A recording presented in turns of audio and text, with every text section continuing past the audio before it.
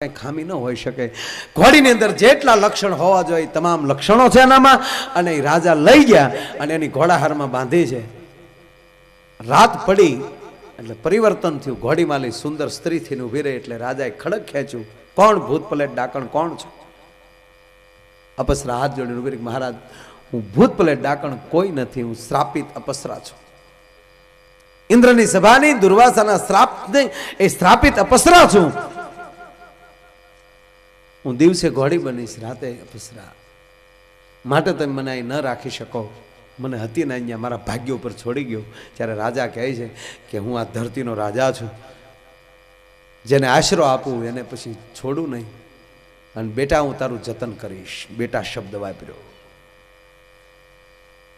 પણ મહારાજ તમે બેટા મને શબ્દ વાપર્યો, મને ગમ્યો, આદર આપું છું।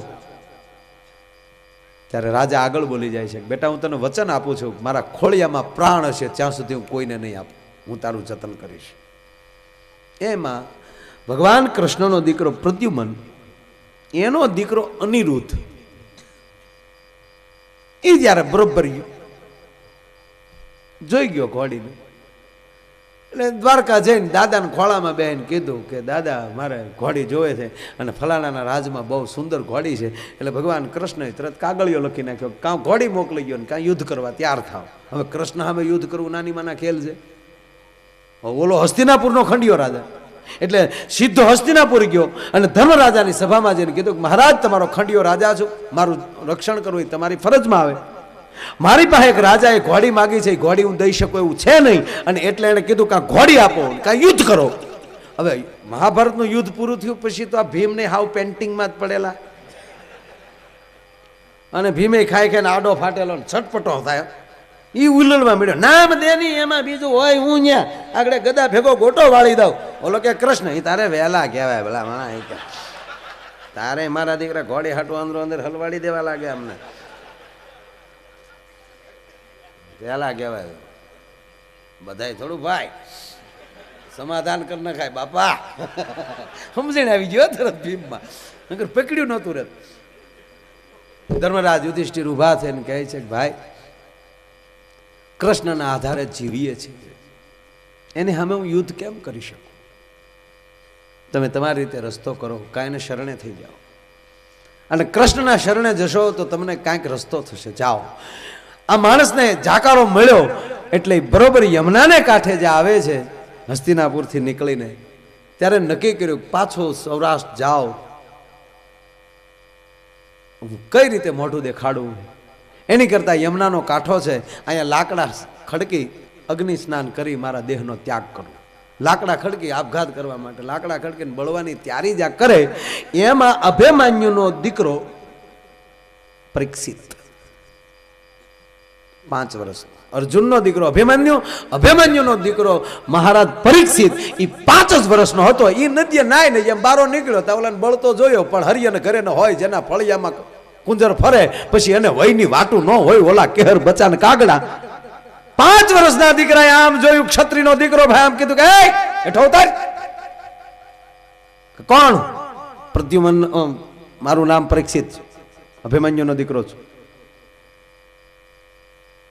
કોણ છો તું? હું ફલાણો રાજા છું। તારા દાદા એને મને જાકોરો આપ્યો, પણ મોઢું દેખાડો એમ છે ને, તું વળી બસાવાનો દીકરો હતા, હેઠો આવીને કૃષ્ણ સામે યુદ્ધ કરવાનું કે હા, કોઈ યુદ્ધ નહીં કરે તો મહારાજ પરીક્ષિત યુદ્ધ કરશે। મુઈશ નહોતી 5 વર્ષ તોય વહી ગઈ, કારણ કે અભિમન્યુનો દીકરો હેઠો આય બે અહીંયા નવ કોકી કરી રેમ ઘડીક આગળ બધું ગોઠવાઈ જાય જોબડા। બપોર થયો અને આ સવારનો નાવા આવેલો ભાઈ, એટલે બપોર થયું તો આ હજી ઘરે પહોંચ્યો નહીં, જમવાનું ટાણું થયું, એટલે દાદા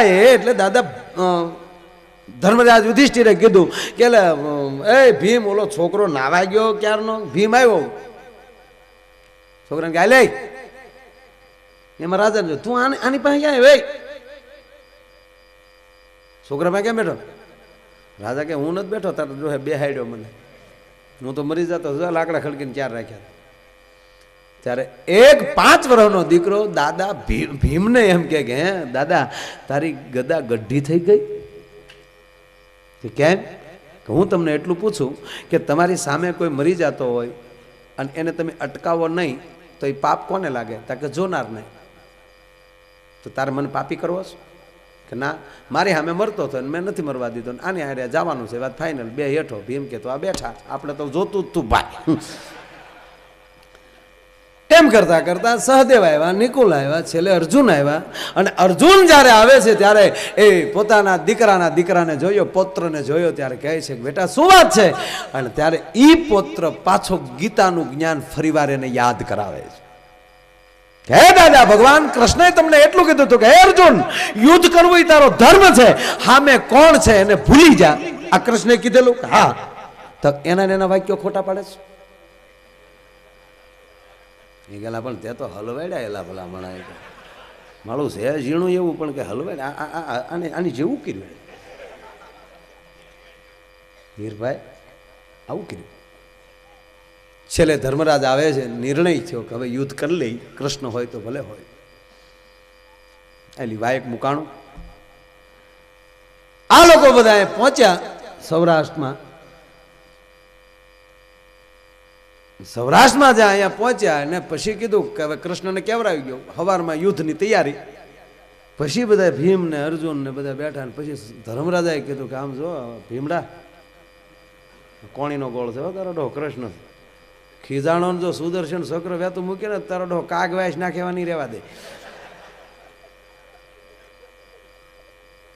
આમાં ગાંડીવ ન હાલે.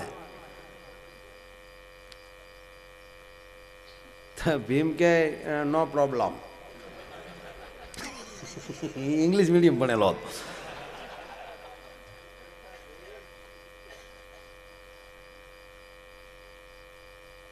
કે કેમ? કે એની પાસે સુદર્શન ચક્ર છે તો હું શંકરનો શિષ્ય છું. ભોળાનાથને એક રાતમાં મનાવી લઉં, કાલ પૂરતું એની પાસે ત્રિશુલ લઈને વહી આવું. સુદર્શન ચક્ર સામે ઓનલી કોઈ હાલતું હોય તો શિવના ત્રિશુલ સિવાય કોઈ સામનો ન કરી શકે. કે પણ તો નીકળ તું જાત તે. અને સીધો બેસી ગયો નદીને કાંઠે. ભગવાન શંકરનો મેળો તપ કરવા, ઓમ નમઃ શિવાય, ઓમ નમઃ શિવાય, ઓમ નમઃ શિવાય. બાજુમાં દરજીનો દીકરો બેઠો હતો, એમ બોલતો આમ નો શિવાય, આમ નો શિવાય. એટલે એવું નહોતું. પણ ભીમસેન બેહી ગયો. યા તે રુદ્ર શિવા તનુર્ઘોરા પાપ કાશીની ત્યાન સન્વા સંતમયા ગિરી સંતાપિશાક સિંહ. ઓમ નમઃ શિવાય, ઓમ નમઃ શિવાય. હાર હાર હાર હાર હાર મહાદેવ હાર. દેવળ મળ્યું ગાંજવા, ઘુમટ મળ્યો ગાંધા. હાર હાર મહાદેવ, હાર હાર હાર મહાદેવ હાર. સોમનાથ મહાદેવ ભોળિયા કરું તમારી શૈવ. ગમગમાટી મળી બોલવા. પરોઢિયું છું પણ ભોળોનાથ હાવ હોઈ ગયેલો. દીકરા રાડ્યું નાખ્યા કર. ભીમે જોયું, પરોઢિયું થયું. સવારમાં ઓલો આવીને ઊભો રહી જાય. હવે કરવું શું? નદીના પટમાં આડો હોઈ ગયો ભીમ, અને દેવળમાં પાણી હાલ્યું બધું. ભોળોનાથ મૂંઝાણો સટા કરીને ઊભો છો. કોણ છે? પેલા ભીમડા કે હું ભીમડા બાપુ નકોસામાં આંગળી હોય તો જ ઇમરજન્સીમાં આવ્યા હોય છે. શું કાલનો દી ત્રિશુલ જોવે છે. ત્રિશુલ શું કરવું કે એના ખુલાસા ન હોય. મૈડ્યા વગીરનું પાછું આપી દે. હા જે પાછું કાલનો એક દી પૂરતું. ભીમસેન કે આપ્યું. પણ ભીમસેન ધ્યાન રાખજે બેટા, એક શરતે આપું કે આનો કોઈ ઉપર તું ઘા ન કરીએ. પણ આડું તો રાખીએ કે ને, કે આડું રાખીએ. આપ્યું. ત્રિશુલ લઈને આવ્યા. યુદ્ધની તૈયારી. ધર્મરાજ યુધિષ્ઠિરે એટલું કીધું, ભીમસેન તો આખી ફોજની પાછળ ઉભો રહી જાય. દાદો કૃષ્ણ જયારે ખીજાય અને જયારે એમ કહેવાય કે સુદર્શન ચક્ર વેતું મૂકે, 118 વર્ષની ઉંમર દાદા કૃષ્ણની થઈ ગયેલી. અને કૃષ્ણને જયારે ક્રોધ આવે ને સુદર્શન વેતું મૂકે ત્યારે આ ત્રિશુલનો તું ઘા કરજે. આ તું ખાતો નહીં, નકર તને ઊંઘે બહુ આવે. અને જો તું હોઈ ગયો ને ઓલે સુદર્શન વેતું મૂક્યો ત્રિશુલ ને તમે બે અહીંયા રહો ને, અમારે અહીંયા હું સોડિયા કાઢ નાખશે ડો. ભીમ બધાની પાછળ. યુદ્ધ ચાલુ, વધારે ટાઈમ નથી લેવો. અને જ્યાં બરોબર યુદ્ધ ચાલુ થયું, કૃષ્ણ ખીજાણા, જેને મેં ઉછેરીને મોટા કર્યા એ પાંડવોની પ્રજાત મારી સામે આવી ગઈ એમ કરીને જ્યાં કૃષ્ણ ખીજાણો અને સુદર્શન ચક્ર જ્યાં વેતું મૂક્યું, અને તા તો ભીમસેન દહક ડગલા દોડ દીધી. હર હર મહાદેવ હાર કરીને જ્યાં ત્રિશુલનો ઘા કર્યો, એ સુદર્શન ચક્ર ઈ પણ વજ્ર અને શિવનું ત્રિશુલ ઈ પણ વજ્ર. બે વજ્ર ભેગા થઈ ગયા. આકાશમાં ચડી ગયા. અંગારા આગની જ્વાળાઓ મળી છૂટવા, નિર્દોષ માણસ મળ્યા મરવા. અહીંયા પાંડવો અને કૃષ્ણ બે ભેગા થઈ ગયા. કૃષ્ણ કે લાય એમ કે એમ કહે બાપુ અમે તમારી પાસે 4 થયા હો. હા, મોટા બાપુનું ત્રિશુલ છે. કે આ નિર્દોષ માણસો મરે, એ તો મરવા વાળા મરે, એમાં કઈ બીજું હોય નહીં ભાઈ. પછી ધર્મરાજ આગળ આવે છે, કૃષ્ણને હાથ જોડે છે, પ્રભુ આવી રીતે આશરો પાળવા માટે અમે એટલું કર્યું, બીજું કાંઈ નહોતું મારા બાપ, બાકી અમે તારી સામે યુદ્ધ ન કરી શકીએ. કે પણ હવે આનો રસ્તો કરો. રસ્તો એક કે કોણ કે ત્રીજું વજ્ર હનુમંત અર્જુનની ધજાએ બેઠો છે અને કૃષ્ણ અવતારમાં તમે કાંઈ એની પહેલે કામ નથી લીધું. હવે સુદર્શન ચક્ર ને શંકરના ત્રિશુલને કોઈ અલગ કરીએ કે તો હનુમંત એક જ કરીએ કે બાકી કોઈના બાપની તાકાત નહીં. હાલ ભગવાન કૃષ્ણએ કીધું કે આવો હનુમંત બિરાજીએ. ના હનુમાન આવ્યા બાપુ કે આવું જોવે. હાવ આખો યો ભવ વયો ગયો. આ લંકામાં રાવણ માર્યા પછી મેં કોઈને ઉપર કા ન કર્યો પ્રભુ. નગર કાંઈ અયોધ્યાનું ધોબી બોલીને જતો છે, ગોટો નો વાળી દઈ. પણ પ્રભુ રાવણ માર્યા પછી નાના હુનાને મારીએ તો વેલ્યુ હું બાંધવું હોય ને ભાઈ, બાંધાય જ નહીં, એનો યુગ જ નથી. પણ સતાય વેડ ગોજ્યું.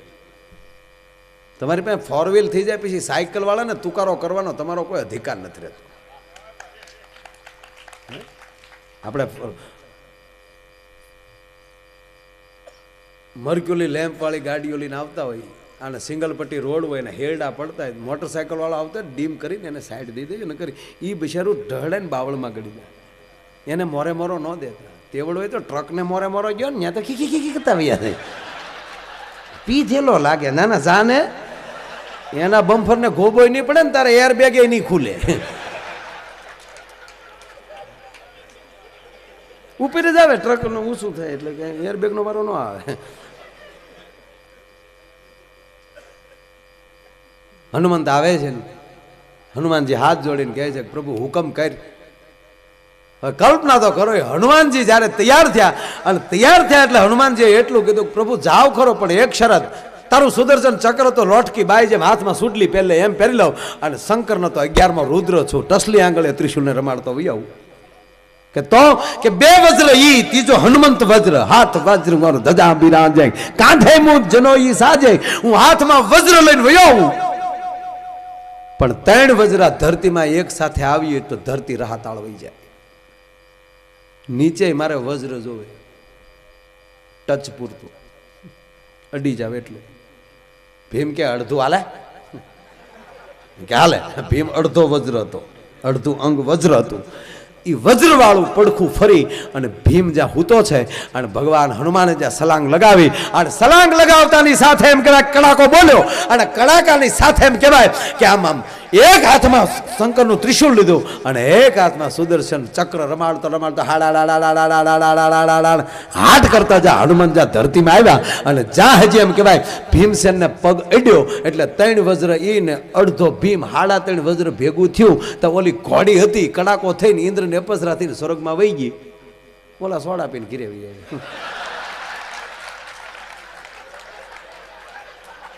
કાંઈ ખરું આમાં, કાંઈ ખરું. એક હરાપે કેવા ઘુમરા નાખી દીધા મારા બાપ, એક હરાપે કેવા ઘુમરા નાખી દીધા. હે